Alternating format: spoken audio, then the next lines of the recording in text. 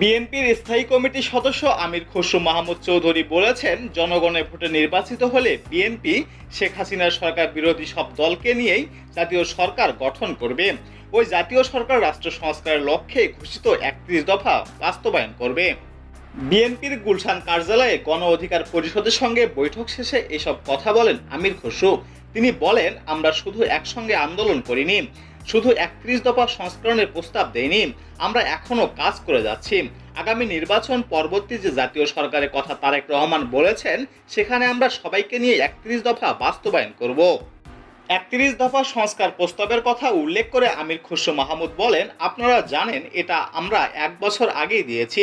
৩১ দফার মধ্যে রাষ্ট্রের প্রায় সব সংস্কারের কথাই বলা হয়েছে। আমরা এখানে যদি দু একটা সংযোজন করতে হয়, আলোচনার মাধ্যমে সেগুলো সংযোজন করব। এটা নিয়ে আমরা জনগণের কাছে যাব। যেহেতু সংস্কারের বিষয়টি আছে, সেটি আমরা মানুষের কাছে তুলে ধরব।